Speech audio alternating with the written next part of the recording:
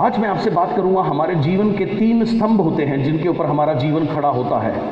There are 3 pillars of our life which stands for spiritual, mental and physical. So 3 स्तंभ हैं जिनके ऊपर हमारा जीवन टिका हुआ है। ये है स्पिरिचुअल यानी कि आध्यात्मिकता। आध्यात्मिकता से मेरा मतलब है आपका रिलेशनशिप उस सर्वशक्तिमान परमपिता परमेश्वर से। जो भी आपका रिलेशनशिप है उसे अध्यात्म कहा जाता है। इसके तरीके अलग अलग हो सकते हैं। इबादत करने के तरीके में कोई सजदा करता है, कोई हाथ जोड़ता है, कोई क्रॉस बनाता है यहाँ पर, या कोई भजन सुन के ही उसके अंदर लीन हो जाता है। तरीके अलग अलग हो सकते हैं, लेकिन आपका जुड़ाव जो उस परमपिता परमेश्वर से है वही है स्पिरिचुअल, वही है आध्यात्मिकता। उसके बाद है मेंटल यानी कि मानसिकता। सो सफलता के लिए क्या हमारी सोच और क्या हमारी मानसिकता होनी चाहिए, ये मेरा आज आपके साथ में दूसरा टॉपिक रहेगा। और उसके बाद तीसरा टॉपिक ऑफ कोर्स फिजिकल, यानी शारीरिक रूप से हमें क्या कार्य करने की ज़रूरत है, और जिस कार्य को यदि हम करें और बार बार करें अपनी टीम के साथ में, तो हम उस ड्रीम पे आउट को ले सकते हैं जो ड्रीम पे आउट आप सोचते हैं। उस ड्रीम पे आउट पर केवल मेरा अधिकार नहीं है। जैसे सूरज अगर उगता है, उसकी रोशनी सभी मानवों के लिए बराबर है, उस पर किसी व्यक्ति का अधिकार नहीं, चाहे वो राजा हो चाहे वो रंक हो, सूरज सबको रोशनी देता है। ऐसे ही ग्रेट लाइफ के ऊपर भी कुछ चुनिंदा लोगों का अधिकार नहीं है, ये सबके लिए उपलब्ध है, बशर्ते हम कुछ चीज़ें को समझें और उसे अपने अंदर उतारें। सो तीसरा मेरा टॉपिक आपसे होगा कि फिजिकली यानी शारीरिक रूप से हमें और हमारी टीम को क्या कार्य करने हैं निरंतर सफलता के आयाम पर चलने के लिए। तो सबसे पहले मैं स्पिरिचुअलिटी के ऊपर आज आपसे बात करूंगा। स्पिरिचुअलिटी क्या है? स्पिरिचुअलिटी मेरी डिक्शनरी में है आपकी कनेक्टिविटी उस गॉड के साथ में। कनेक्टिविटी, जैसे मैंने कहा, ये किसी भी तरीके से बन सकती है। मैंने बहुत से ऐसे लोग भी देखे हैं जो कहने को तो पूजा कर रहे होते हैं, लेकिन उनका ध्यान जो है वो उसको छोड़ के बाकी सब चीज़ों में होता है। तो मेरे हिसाब से वो स्पिरिचुअलिज्म नहीं है। रियल स्पिरिचुअलिज्म क्या है? आपका कनेक्शन उस परमपिता परमेश्वर से, जिसको कहते हैं दिल का कनेक्शन, भाव। वो सिर्फ भाव की भाषा समझता है, और ईश्वर हमेशा से भाव का भूखा रहा है। ईश्वर को ना हमारी चढ़ाई हुई चादर चाहिए, ना हमारा चढ़ाया हुआ प्रसाद चाहिए। उसे सिर्फ भाव और सिर्फ भाव की ही भाषा समझ में आती है। सो वो भाव, वो कनेक्शन ही आध्यात्मिकता है या वो स्पिरिचुअलिटी है। और यहाँ पर मैं आपको, इससे पहले मैं और आगे जाऊँ, एक परिंदे को जैसे उड़ने के लिए 2 परों की आवश्यकता होती है, एक पर से कोई भी परिंदा उड़ नहीं सकता, ऐसे ही एक संपूर्ण जीवन जीने के लिए आपको दोनों चीज़ों की आवश्यकता होती है, spiritual success and material success. Material success में क्या चीज़ें आती हैं? मटेरियल सक्सेस में आती है आपका धन, आपका पे आउट, आपकी कार, आपका घर, ये सब मटेरियल सफलता है। ये भी जरूरी है, बहुत ज़रूरी है, और इसके साथ साथ स्पिरिचुअल सफलता होना भी बहुत ज़रूरी है, तभी सुकून मिलेगा, नहीं तो सुकून नहीं मिलेगा। दोनों में से अगर एक भी चीज़ नहीं है, दोनों नहीं है, तो जीवन बहुत ही कष्ट में है, अथाह का कष्ट में है। लेकिन दोनों में से अगर एक भी चीज़ आपकी लाइफ में नहीं है तो भी सुख में नहीं है। सो मैं चाहता हूँ आप सब लोग 200% अपने जीवन को जिए, 100% मटेरियलिस्टिक सक्सेस आपके पास हो और 100% स्पिरिचुअल सक्सेस आपके पास हो। अब अथाह का सुकून आप अपने अंदर अनुभव करें और अथाह की एनर्जी आप अपने अंदर महसूस करें। राइट? सो ये मेरी हमेशा से टीचिंग रही है, और जो मेरे स्पिरिचुअल गुरु हैं वो भी हमेशा यही सिखाते हैं। और कई बार हम कंफ्यूज हो जाते हैं कि अगर मैं उसका नाम लूँ तो मुझे धन की ज़रूरत नहीं है। जब तक आप जीवन में हैं, हर कदम के ऊपर आपको धन की ज़रूरत पड़ती है, और वो रिसोर्स होना आपके पास वो बहुत इंपॉर्टेंट हो जाता है। Right? So your connectivity with God is the ultimate spiritualism. You come in the world without choice. आप इस पृथ्वी पर आए बिना अपनी चॉइस के। आप में से किसी ने भी नहीं चुना कि आप कब पैदा हुएंगे, कहाँ पैदा होंगे। अगर शायद आपकी चलती तो जहाँ आप पैदा हुए आप उससे अपग्रेडेड वर्जन में जाना चाहते, बहुत अपग्रेडेड वर्जन में जाना चाहते, आप शायद यहाँ पैदा नहीं होते। तो इसमें हमारी चॉइस नहीं होती, इट इज़ गॉड्स विल। ये उस परम पिता परमेश्वर की कृपा से, इच्छा से हमें ये जीवन मिलता है, मानव जीवन मिलता है। नाउ हमें एक सिंपल सी चीज़ समझनी है कि इस दुनिया में सबसे बड़ा जो क्रिएटर है वो सर्वशक्तिमान परमात्मा है, जिसने सब कुछ बनाया, राइट। ये पृथ्वी के ऊपर जितनी भी चीज़ें हैं, नेचर, राइट, समय पे बारिश आती है उसका अपना रोल है, हर सुबह सूर्यदेव आते हैं उनका अपना रोल है। अभी जब वो 2-3 दिन छुट्टी ले लेते हैं तो आप देखिए कितने लोग कितनी शीतलहर से परेशान हो जाते हैं, और गर्मियों में जब वो ओवर टाइम करने लगते हैं तब कितने लोग कितने परेशान हो जाते हैं। तो हर चीज़ का एक रोल है। एंड अगर आप नेचर को सिर्फ ऑब्जर्व करें तो नेचर या प्रकृति अपने आप में बहुत ही एक अद्भुत चीज़ है, जिसमें सबका अपना अपना रोल है, राइट। आप देखिए चांद, सूरज, बारिश, हर चीज़, फल, फसल, सब्जी, कुदरत में इतनी खूबसूरत और अनमोल चीज़ें हैं। तो इन सब का जो क्रिएटर है, द अल्टीमेट लॉर्ड, वो सबसे बड़ा मैन्युफैक्चरर है, वो सबसे बड़ा क्रिएटर है, उसने सारी चीज़ों को क्रिएट किया है ना। जब वो इतने बड़े क्रिएटर हैं, सर्वशक्तिमान हैं, तो जाहिर सी बात है जो सर्वशक्तिमान है वो कभी भी ऑर्डिनरी प्रोडक्ट नहीं बना सकता, राइट। आप किसके प्रोडक्ट हो? आप अपनी मर्जी से नहीं आए हो, आपको उसने जीवन दिया, उस सर्वशक्तिमान परमपिता परमेश्वर ने। तो आपका क्रिएटर कौन है? आपका रियल क्रिएटर वो है। तो जब रियल क्रिएटर वो है और वो कभी भी खराब प्रोडक्ट नहीं बना सकता, राइट। तो इसका मतलब अगर आपको उसने क्रिएट किया तो आपके अंदर कुछ ना कुछ तो अच्छाई ज़रूर होगी, कुछ ना कुछ तो खास बात ज़रूर होगी, कुछ ना कुछ तो यूनिक बात ज़रूर होगी। मतलब सिर्फ इतना है कि हम उस बात को समझें, अपनी स्ट्रेंथ्स को समझें, अपनी ताकत को समझें, उसे बढ़ाएं, और जो हमारी उतनी खास ताकत नहीं है, जैसे पॉजिटिव लैंग्वेज में वीकनेस नहीं बोलते हम बोलते हैं areas of concern. Areas of concern यानी कि जिन क्षेत्रों में हमें ध्यान देने की ज़रूरत है। सो एरियाज ऑफ कंसर्न हम सबके होते हैं जिन पर हमें थोड़ा और ध्यान देने की आवश्यकता होती है, लेकिन डेफिनेटली हम में से कोई भी एक व्यक्ति ऐसा नहीं है जो बिल्कुल 100% बेकार हो, जो कुछ नहीं कर सकता, ऐसा कुछ नहीं है। हम सब के अंदर कुछ ना कुछ बहुत सारी खूबियाँ रहती हैं, कुछ ना कुछ टैलेंट ऊपर वाले ने सभी को दिया होता है, लेकिन हम उसको भूल करके अपनी कमियों पे इतना ज़्यादा फोकस करते हैं कि हमें ऐसा लगता है कि हमारे सामने इतना बड़ा पहाड़ रूपी चैलेंज है जिसको शायद हम पार ना कर पाए। तो आपने इस चीज़ को अंडरस्टैंड करना है कि जब क्रिएटर गॉड है, ग्रेट मैन्युफैक्चरर वो है, तो जो ग्रेट मैन्युफैक्चरर है वो ऑर्डिनरी प्रोडक्ट नहीं बनाता। तो जब आपको उसने बनाया है तो आप ऑर्डिनरी नहीं हो, यू आर नॉट ऑर्डिनरी, आप साधारण नहीं हो। आप अपनी शक्ति को भूल सकते हैं, साधारण जीवन जी सकते हैं, लेकिन अल्टीमेटली आप चाहें तो इसको रिवर्स कर सकते हैं, अपने को बहुत बेहतर बना सकते हैं। और आज अपने को बेहतर बनाने के लिए ही हम लोग यहाँ पर एकत्रित हुए हैं। उसके बाद आपने सिंपल सी एक बात समझनी है, परमात्मा, परम, अल्टीमेट। परमात्मा मीन्स द लॉर्ड। गॉड ने क्रिएट की जीवात्मा। मैं और आप कौन हैं? हम जीवात्मा हैं। सो परमात्मा क्रिएटर है जीवात्मा का, यानी मेरा, आपका, हम सबका। God created human being to its own image. ये बाइबल की लाइन है जो मैंने ली है बाइबल से। बाइबल में लिखा है कि भगवान ने इंसान को क्रिएट किया अपनी इमेज के सबसे नज़दीक, यानी अपने से सबसे नज़दीक ह्यूमन बीइंग को बनाया, और 84 लाख जीवन के फॉर्म हैं, 84 लाख योनियां हैं जिनमें जीवन है, जिसमें अनगिनत प्रकार के कीड़ों की एक अपनी अलग दुनिया है। सी वर्ल्ड जो है, समुद्र के नीचे की जो दुनिया है, वो उसकी अपनी अलग लाइफ चलती है। पक्षियों का अपना एक अलग वर्ल्ड है। अगर आप पक्षियों की वैरायटी देखें तो हज़ारों वैरायटी पक्षी के अंदर है। There are thousands type of birds. Similarly आप देखें विभिन्न प्रकार के जानवर। सो इस तरीके से अगर देखा जाए तो जीवन के 84 लाख रूप हैं।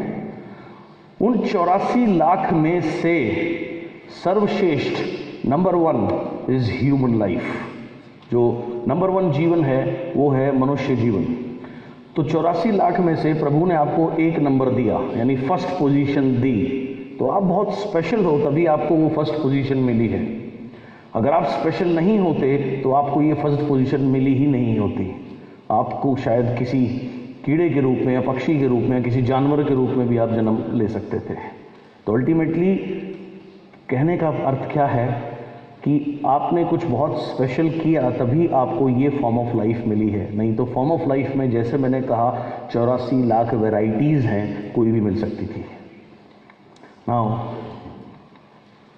कुछ विशेषताएं, only human being can laugh. सिर्फ इंसान को ही भगवान ने ये नियमत बख्शी है कि वो मुस्कुरा सकता है, हंस सकता है। आपने कभी किसी डंगर को हंसते हुए देखा है? हाँ जी, नहीं ना, संभव नहीं है। आपने किसी छिपकली को दीवार पे टंगे टंगे हंसते हुए देखा है? आपने किसी कॉकरोच को हंसते हुए देखा है? आपने किसी मच्छर को मुस्कुराते हुए देखा है? पॉसिबल नहीं है, क्योंकि कुदरत ने ये जो नियमत है ये सिर्फ आपको दी है।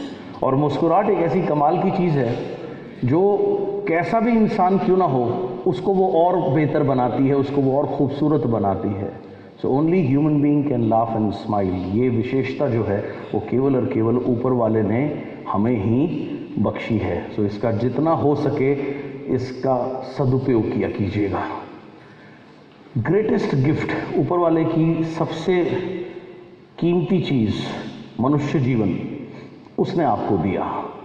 सो ग्रेटेस्ट गिफ्ट जो ऊपर वाला किसी को भी दे सकता है वो है ह्यूमन बर्थ या ह्यूमन लाइफ।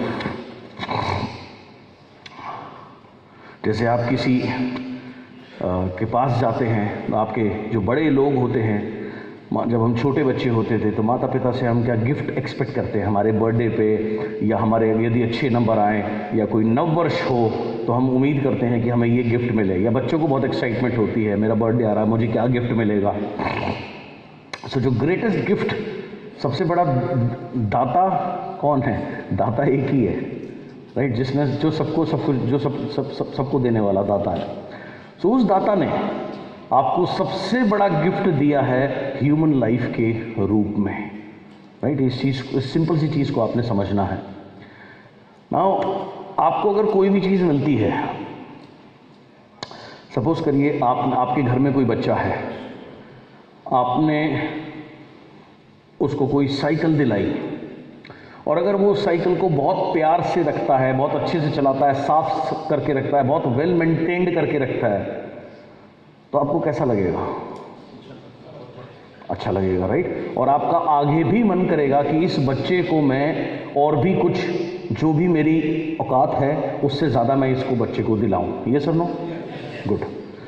लेकिन यदि वही बच्चा साइकिल चलाई आकर फेंक दी, ऐसे ही कहीं पर भी भूल आया, कहीं पर भी छोड़ आया, उसमें कबूतरों की बीट हो रखी है, उसमें कभी भूल के भी कपड़ा नहीं मारना, उसकी आधे टाइम हवा निकली रहती है, और 6 महीने में ही वो ऐसी हो गई जैसे कबाड़ी की दुकान पर पड़ी हो, और एक दिन आपकी नज़र पड़ी, आपको कैसा लगेगा? अच्छा नहीं लगेगा। और आगे अगर वो कोई कहेगा कि मुझे ये गिफ्ट दे दो, तो आपके मुंह से स्वतः निकलेगा पहले जो दिलाई उसकी तो कदर कर ले, है ना। अगर ये एक बार नहीं होगा तो दूसरी या तीसरी बार में तो ज़रूर हो जाएगा। यस और नो? गुड। तो जब हमें कोई भी चीज़ मिलती है, अगर हम उसे अच्छे से संवारते हैं, अच्छे से रखते हैं, उसकी कदर करते हैं, तो हम किसकी कदर करते हैं? अल्टीमेटली आप उसकी कदर करते हो जिसने आपको वो चीज़ दी है। सिंपल भाषा में अगर मैं कहूँ, मान लीजिए आपके जीवन में कोई एक शख्स है जिसको आप बहुत ज़्यादा मानते हैं, वो कोई भी किसी भी रूप में हो सकता है, माँ के रूप में, पिता के रूप में, मेंटर के रूप में, पार्टनर के रूप में, किसी भी रूप में हो सकता है। और उस व्यक्ति ने आपको कोई भी अपनी चीज़ दे दी, उसने आपसे खुश होकर के से आपको एक पेन ही दे दिया। वो पेन हो सकता है 10 रुपए का साधारण पेन हो, लेकिन आपके लिए वो साधारण नहीं है, क्योंकि आपको उस व्यक्ति के द्वारा मिला है जिसको आप सबसे ज़्यादा पूजते हैं या इज्जत करते हैं। तो आपके लिए वो जो पेन है वो अनमोल है। यस। और अगर वो आपके लिए अनमोल होगा तो आप उसको बहुत प्यार से रखना चाहोगे, सालों साल आप उसको रखना चाहोगे। ऐसे कई लोग मुझे मिलते हैं, या आपने अपने जीवन में देखे होंगे, या शायद आपके साथ ऐसा कोई हादसा हुआ हो कि जब आप छोटे थे आपको कोई चीज़ दी गई और अब बहुत सालों तक आपने उसको संभाल के रखा, जहां आपके इमोशन जुड़े होते हैं। आपके साथ हुआ सर कुछ ऐसा? जी बताएंगे। माइक देना है और जल्दी।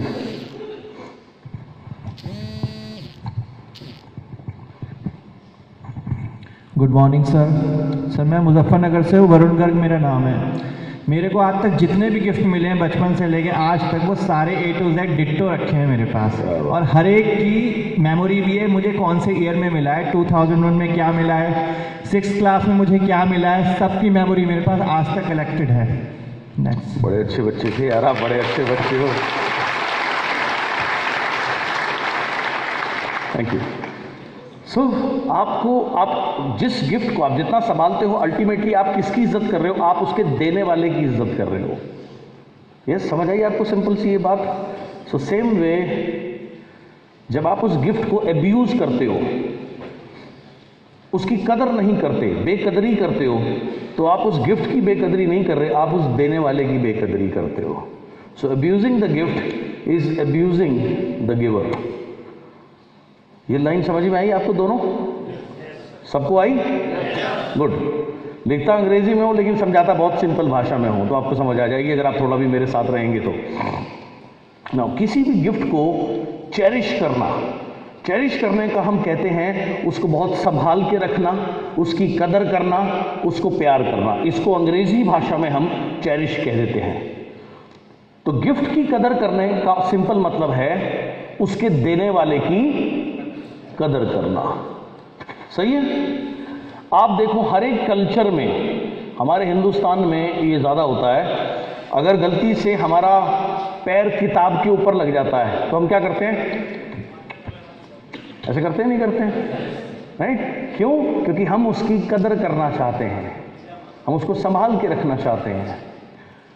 अगर कभी हमारा पैर लग जाए करेंसी पे, मुद्रा पे, पैसों पे, तो हम क्या करते हैं? पैरों के नीचे रौंद देते हैं उसे। क्या करते हैं?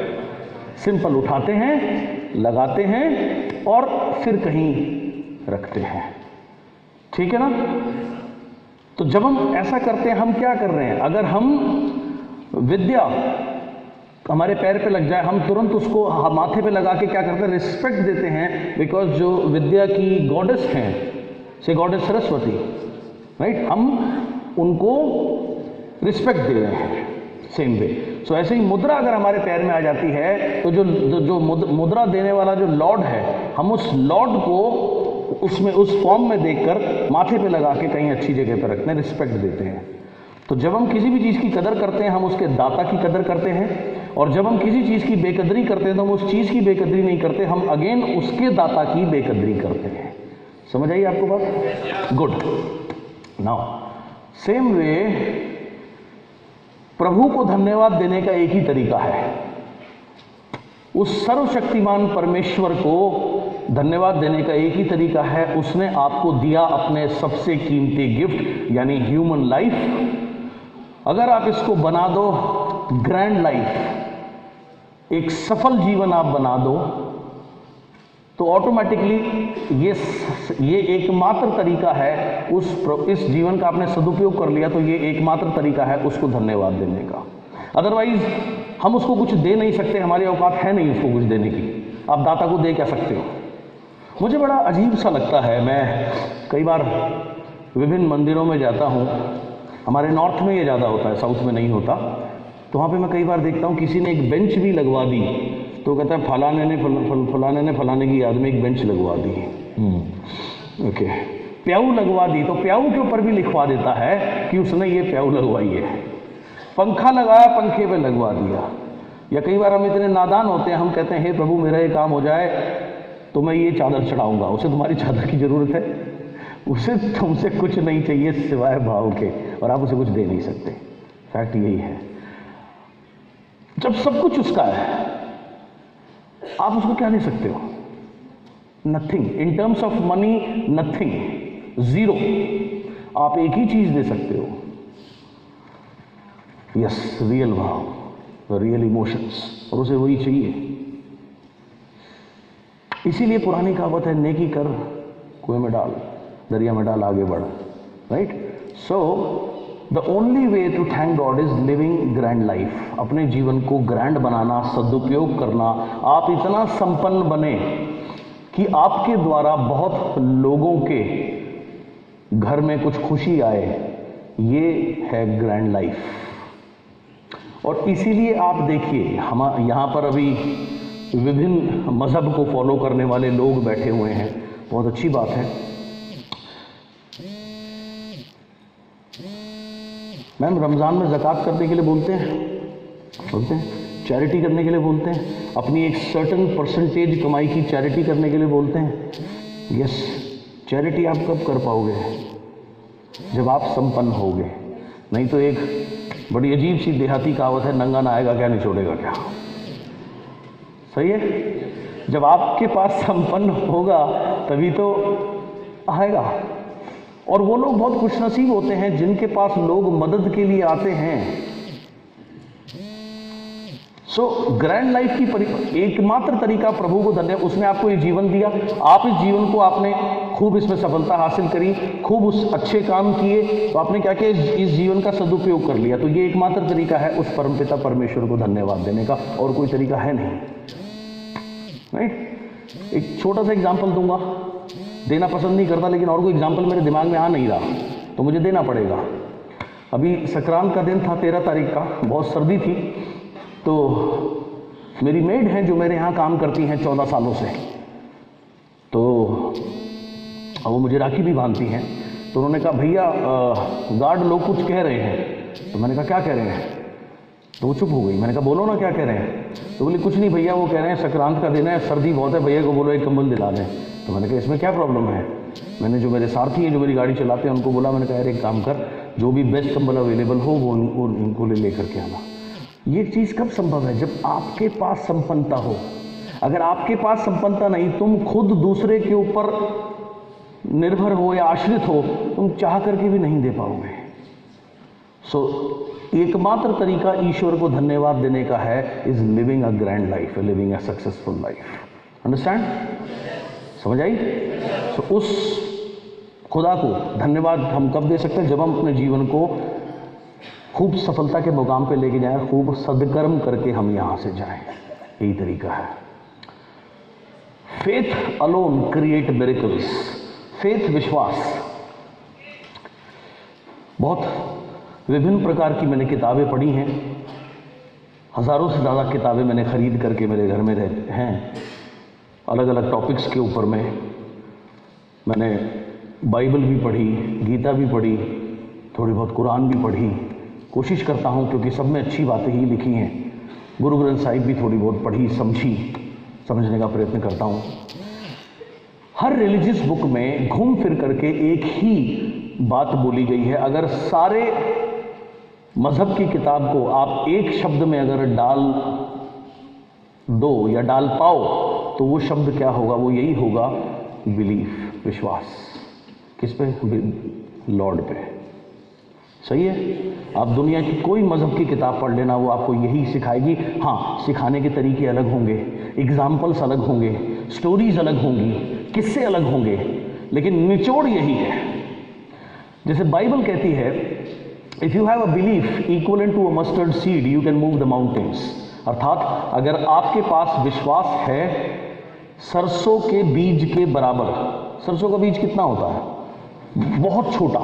अगर इतना भी विश्वास है तो आप पहाड़ हिला सकते हैं, यानी कि आप असंभव कार्य को संभव कर सकते हैं, ये कहा गया है। और यही बात हर मजहब में कही गई है। तो अल्टीमेटली कमी किसी चीज़ की नहीं है, कमी हमारे ही फेथ में होती है, कमी हमारे ही विश्वास में होती है, और इस वजह से हम ट्रैक से दूर होते चले जाते हैं। So faith alone can create miracles. Faith ही वो चीज़ है जो मिरेकल या विश्वास क्रिएट कर सकता है। Everything work if you have faith. हर चीज़ कार्य करती है अगर आपको विश्वास है। नाउ विश्वास किस पे? सबसे पहले उस सर्वशक्तिमान पे। आप सोचो, आप बहुत संपन्न व्यक्ति हो, आप मान करके चलो, आप इमेजिन करो आप बहुत अमीर हो, बहुत रिच हो, बहुत सक्सेसफुल हो, और आपके घर में एक छोटा सा बच्चा है 8 साल का। उसे सुबह पेपर देने जाना है दूसरे शहर या कहीं पर, किसी पढ़ाई के लिए जाना है। वो आपसे कह रहा है पापा मम्मी जो भी दीदी जो भी आपका रिलेशनशिप है, मुझे वहाँ जाना है, आपको पता लगा, आपका वो डन हो जाएगा। अब अगर वो बच्चा सारी रात चिंता करता रहे, मैं पता नहीं जा पाऊंगा या नहीं, जाऊंगा या नहीं, मुझे ले जाएंगे या नहीं, मैं पहुंचूंगा या नहीं, मैं होऊंगा या नहीं, तो आपको कैसा लगेगा? इमेजिन करिए, कल्पना करिए, कैसा लगेगा? अच्छा नहीं लगेगा। शुरू में आप उसको समझाओगे, हो सकता है उसे नींद नहीं आ रही, उसे चिंता है। चिंता किस चीज़ की है कि पता नहीं आप कल लेके जाओगे या नहीं, पहुंच पाऊंगा या नहीं। तो हो सकता है शुरू में आप उसको पहले समझाओगे प्यार से कि बेटा ऐसे नहीं करते, ऐसे नहीं करते, और वो लगातार रोना शुरू कर दे, नहीं नहीं नहीं नहीं मुझे नहीं पता, मुझे होगा या नहीं होगा, होगा या नहीं होगा। तो थोड़ी देर के बाद में आप इरिटेट हो जाओगे, नहीं हो जाओगे? और अगर ये प्रकरण कंटिन्यू रहे तो आप सुपर इरिटेट हो जाओगे, और शायद आप सुपर इरिटेट होकर बोलते भाड़ में जा, अब नहीं लेके जाऊंगा। ऐसा भी हो सकता है, पॉसिबल। सेम वे आप उसकी संतान हो, इतने सर्वशक्तिमान की संतान होने के बावजूद भी कई बार हम छोटे बच्चे से भी बचकाना हरकत करते हैं जब हम बेवजह की चिंता करते रहते हैं, राइट? तो जो मिरेकल्स हैं वो गॉड के डोमेन में है, उसके हाथ में। एक छोटी सी स्टोरी सुनाता हूं। एक बार एक बच्ची थी, वो एक अपनी गुल्लक लेके एक केमिस्ट की दुकान पे गई। केमिस्ट की दुकान में बहुत भीड़ थी, तो वो कुछ जो भी वो कहना चाह रही थी उसकी कोई सुन नहीं रहा था, क्योंकि एक तो बेचारी वो छोटी बच्ची थी और लोगों की भीड़ में लगभग दब गिर गई थी। तो जब उसकी बात किसी ने नहीं सुनी तो उसने काउंटर पे जोर से अपनी गुल्लक देके मारी, शोर हुई, सब साइलेंट हो गए। तो केमिस्ट वाले ने पूछा, बेटा आपको क्या चाहिए? उसने कहा, अंकल मुझे चमत्कार चाहिए। अब उसे समझ नहीं आया वो क्या बोले, तो उसने कहा, बेटा चमत्कार तो यहाँ नहीं मिलता। तो बोला, नहीं अंकल आपके पास मिलता है, मुझे तो चमत्कार चाहिए, और देखो मैं पैसे भी लेकर आई हूँ और मेरे पास बहुत सारे पैसे हैं। उसने ये कहती अपनी गुल्लक नीचे फेंक के मारी, वो फूट गई, मिट्टी की गुल्लक थी। उसमें से एक एक करके उसने पूछा कितने पैसे? उसने कहा अंकल अभी देती हूँ। उसने एक एक करके गिने, उसमें सिक्कों के रूप में 19 रुपये थे। उसने कहा अंकल इसमें 19 रुपये, मुझे चमत्कार दे दो। साइड में जो भीड़ खड़ी थी उसमें एक व्यक्ति को ये किस्सा बहुत ज़्यादा छू गया। तो उसने कहा, बेटा क्या परेशानी है, आपको क्या चमत्कार क्यों चाहिए, आप क्या करना चाहते हो? तो वो बोली, अंकल मेरा एक बड़ा भाई है, उसको दिमाग में कुछ परेशानी है, दिमाग में बुखार हुआ, उसको मम्मी पापा हॉस्पिटल लेके चले गए और 1 महीना हो गया वो घर नहीं आया। और जब मैं पूछती हूँ कि भाई कब आएगा, तो मम्मी कहती हैं कि अब तो उसे चमत्कार ही वापस ला सकता है। और एक दिन मैंने सुना मम्मी पापा आपस में बात कर रहे थे कि हमारे पास पैसे नहीं है, अब तो चमत्कार ही उसको वापस ला सकता है, तो मैं चमत्कार लेने आई हूँ। तो ये जो व्यक्ति थे ये साधारण व्यक्ति नहीं थे, ये एक बहुत बड़े न्यूरो सर्जन थे। तो इन्होंने उस बच्ची का घर पता, उस बच्ची के साथ घर गए, उसके पेरेंट्स से मिले, पूछा क्या बात है, उस हॉस्पिटल में जहाँ वो एडमिट था वहाँ गया, वहाँ से अपने हॉस्पिटल में शिफ्ट कराया, उसको ऑपरेट किया। एंड उससे पहले उसने उस बच्ची ने कहा कि आपके पास जितने पैसे हैं ये पर्याप्त हैं चमत्कार खरीदने के लिए। उसने उस 19 रुपये में उस बच्चे का पूरा ट्रीटमेंट किया। And by the way this is a real story.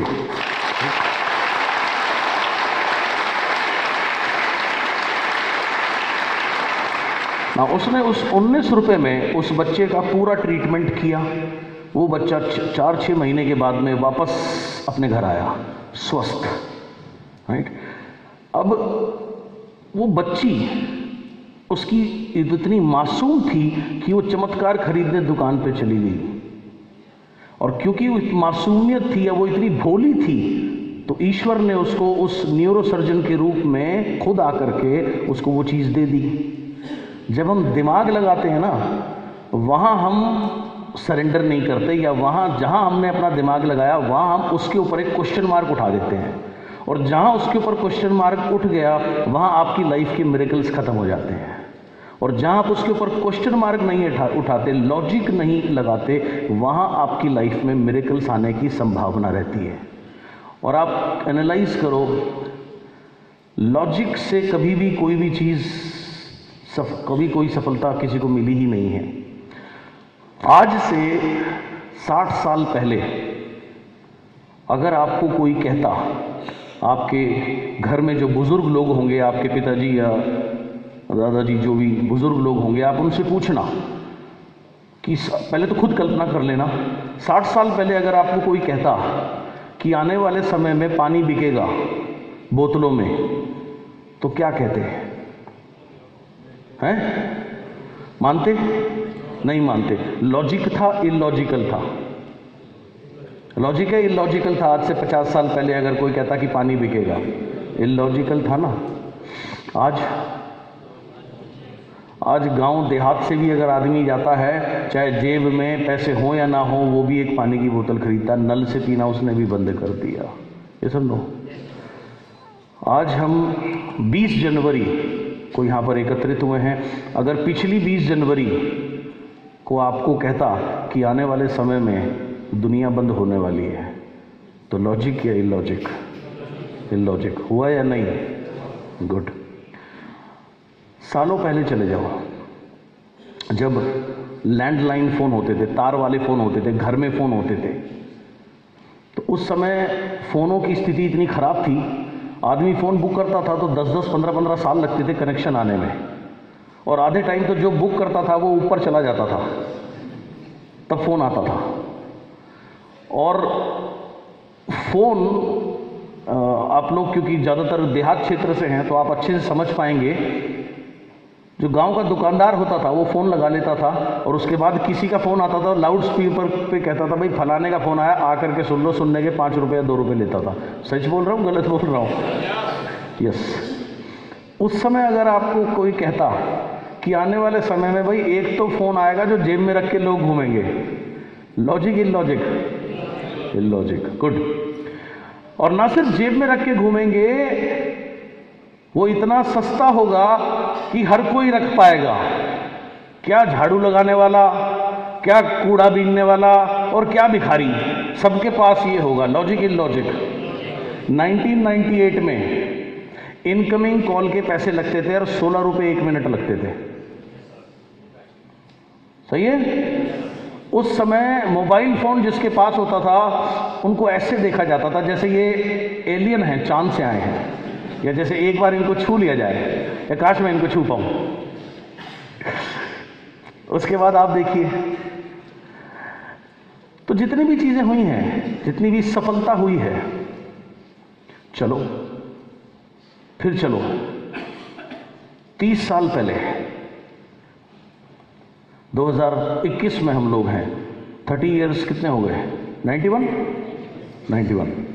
91 में आपको कोई कहता कि आने वाले समय में एक ऐसा व्यापार आने वाला है जिसमें आप जहां से खरीदारी करते हो सिर्फ उसका सोर्स बदलोगे और लोगों को बताओगे, वो खरीदारी करेंगे तो आपको पैसे मिलेंगे। कोई मानता? नहीं मानता है जी। हाँ, कुछ तो भी नहीं मानते, भगवान उनको क्या बोलूं। सही कहा आपने।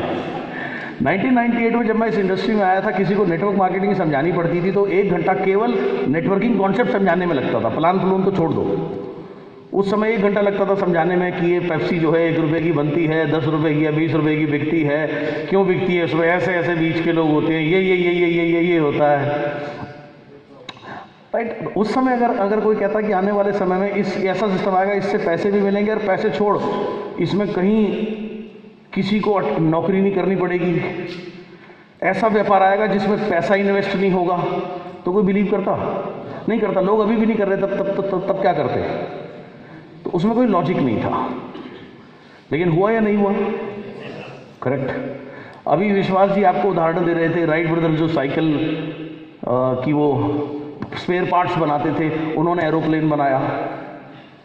तो जब एरोप्लेन नहीं बना था तब अगर कोई कहता कि ऐसी वाहन बन रहा है जिसमें यहाँ से बैठ के वहाँ बैठ के भाई उड़ेंगे, तो लॉजिकल इलॉजिकल? इलॉजिकल। हुआ या नहीं? गुड। तो जितनी भी सफलताएं हैं उसका लॉजिक से कोई लेना देना नहीं है। अंडरस्टैंड दिस थिंग, इस चीज़ को समझिए। राइट नाउ, जो लोग बहुत ज़्यादा दिमाग लगाते हैं, जो लोग बहुत ज़्यादा लॉजिकल होते हैं, वो हमेशा दूसरों के लिए नौकरी करते हैं और एक साधारण जीवन जीते हैं, मैक्सिमम कंफर्टेबल जीवन जीते हैं। अगर कोई व्यक्ति कहता कि एक 10वीं फेल व्यक्ति कंप्यूटर सॉफ्टवेयर की अपनी कंपनी बनाएगा और वो दुनिया की नंबर 1 सॉफ्टवेयर कंपनी बनेगी, मैं माइक्रोसॉफ्ट की बात कर रहा हूँ, तो लॉजिकल इलॉजिकल हुआ या नहीं? तो जहाँ लॉजिक खत्म होता है वहाँ मिरेकल शुरू होते हैं, और मिरेकल जो है वो डिवाइन के हाथ में है। सो इसलिए जो लोग ज़्यादा दिमाग लगाते हैं वो कभी ज़्यादा सफल नहीं हो सकते। सो ज़्यादा दिमाग कौन लगाता है? जो स्वयं को ज़्यादा चालाक समझता है, जो रेल में यात्रा कर रहा होता है और सामान अपने ऊपर रख के बैठा होता है, वो बहुत समझदार होता है।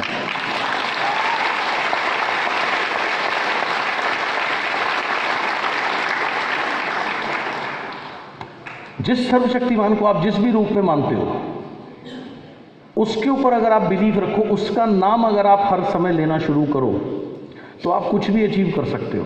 मेरी हर वर्कशॉप से पहले, हर कुछ भी करने से पहले मैं 1 मिनट ध्यान लगा के सिर्फ एक ही बोलता हूँ, मैं नहीं कर सकता, आपने करनी है। क्योंकि मैं करता नहीं, वो करते हैं, तो इसलिए ठीक ठाक होती है, बस और कोई रीज़न नहीं है। सो फेथ अगर आपका है तो आप मिरेकल्स क्रिएट कर सकते हैं। हर चीज़ काम करती है अगर आपके पास फेथ है, और कोई चीज़ काम नहीं करती अगर आपके पास फेथ नहीं है। हर मजहब के अनुसार कुछ बहुत पावरफुल स्पॉट्स हैं, कोई बहुत सिद्धपीठ जिसको बोलते हैं,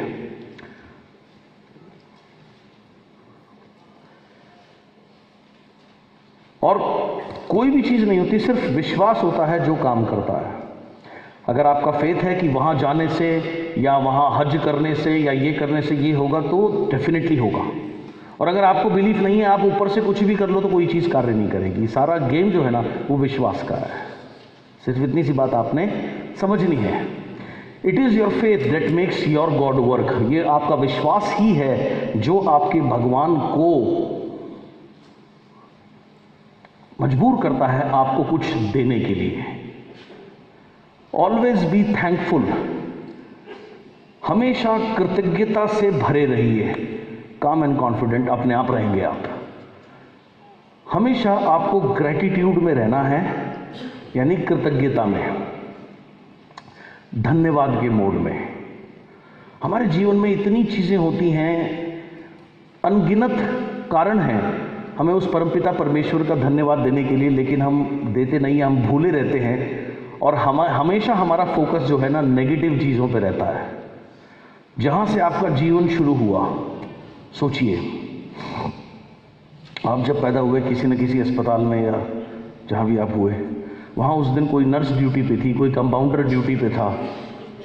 आपको भी नहीं पता वो कौन है, मुझे भी नहीं पता, लेकिन उस दिन उन्होंने अपना काम पूर्ण ईमानदारी से किया। अगर नहीं किया होता, उन्होंने कोई लापरवाही कर दी होती, तो जीवन शुरू होने से पहले ही आपकी या तो कहानी खत्म हो जाती, या आप सिंपल से अपंग हो, उनकी छोटी सी गलती से आप जीवन भर के लिए अपंग हो सकते हैं।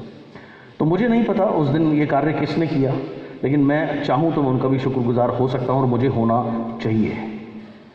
तो जहाँ से वो जीवन शुरू हुआ तब से लेकर अब तक, और छोड़ो, आप में से कितने लोग अपने अपने वाहन से आए हैं आज यहाँ? अपने वाहन से कितने लोग आए हैं? गुड। जब आप रोड पे गाड़ी चला रहे थे और लोग और वाहन भी सड़क पे थे, आपको नहीं पता कौन कौन थे, लेकिन अगर आप चाहें तो उनका भी धन्यवाद दे सकते हैं, क्योंकि उन्होंने भी अपना कार्य ठीक से किया।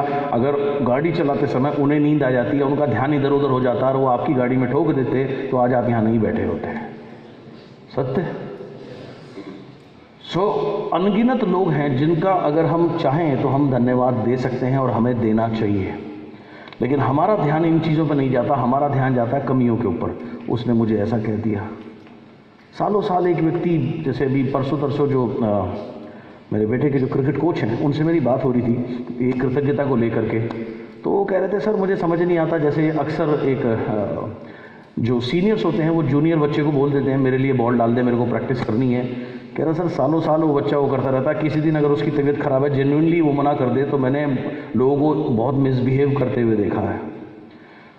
कितने लोग हमारे लिए काम करते हैं। मैंने आपको बताया, जैसे जो मेरी मेड है वो 14 साल से मेरे यहाँ काम करती है, और हर राखी पे मैं और किसी से राखी बंधवाऊँ ना बताऊँ, उससे ज़रूर बंधवाता हूँ।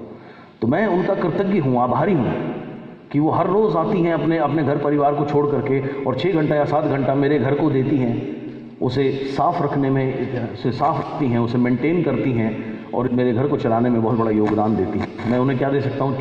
छोटी सी थोड़े से पैसे ही दे सकता हूँ, इससे तो कुछ नहीं दे सकता, लेकिन इज्जत बहुत दे सकता हूँ और उनकी हर ज़रूरत पे खड़ा होने का प्रयत्न कर सकता हूँ। मैं उनका आभारी हूँ। ऐसे ही आप भी अपने जीवन में अनगिनत लोगों के आभारी आप हो सकते हैं और आपको होना चाहिए, क्योंकि जब जब आप अपने अंदर आभार प्रकट करते हैं, आभार भरे दिल में ईश्वर का वास होता है। सो मैं चाहूँगा यहाँ पर आप एक एक्सरसाइज करें और आप अपने जीवन में एक फ्लैशबैक में जाएं कि कितने कितने लोग, हम सब बचपन में पता नहीं कितनी गोदियों में पले होंगे, है ना? हम में से बहुत से लोगों को उनका नाम भी नहीं पता होगा, लेकिन हम उनके भी आभारी हो सकते हैं अगर हम चाहें तो। कितने कितने लोगों ने पता नहीं क्या क्या हमारी छोटी मोटी जिद पूरी करने के लिए क्या क्या कष्ट सहे होंगे, तो जो बातें हमें ध्यान भी नहीं है। रात को 2 बजे भी कुछ मांगा तो शायद आपकी नानी ने या दादी ने या मम्मी ने या बाबा ने आपको कुछ देने का प्रयत्न किया होगा या सोचा होगा, लेकिन हम कहाँ उन्हें इतनी कृतज्ञता से कभी याद कर पाते हैं। हम अपने जीवन में इतने व्यस्त हैं, हमारे पास समय ही नहीं है किसी को धन्यवाद देने का। हम अपनी जद्दोजहद में ही लड़े जा रहे हैं। जिस मास्टर ने आपको पढ़ाया, कुछ सिखाया, उसका भी कुछ योगदान होगा आपके जीवन में। जिन्होंने आपको स्कूल भेजा, जिन्होंने मेहनत करी, आपके स्कूल की फीस भरी, अदरवाइज बहुत से बच्चे स्कूल नहीं जा पाते। हमें हमेशा ये शिकायत होती है मेरा घर बड़ा नहीं है, लेकिन हम ये भूल जाते हैं कि बहुत से बच्चों के पास तो छती नहीं होती, पेरेंट्स ही नहीं होते, अनाथ भी होते हैं। सो अगर आप चाहो तो आप अनगिनत बातों के ऊपर धन्यवाद दे सकते हैं। सो यहाँ पर मैं चाहूँगा आप अपने जीवन के फ्लैशबैक में जाएं। जब से आपका जीवन शुरू हुआ, आप उन लोगों को याद करें जिनके प्रति आप कृतज्ञता फील करते हैं और उनको आप अपनी डायरी में लिखें। इंसिडेंट नहीं, सिर्फ नाम लिख सकते हैं, जो भी नाम नहीं पता तो कुछ भी बस कृतज्ञता के मोड में आए और 5-7 मिनट अपनी कलम चलाएं कृतज्ञता के ऊपर में और लिखें इसको अपनी डायरी में।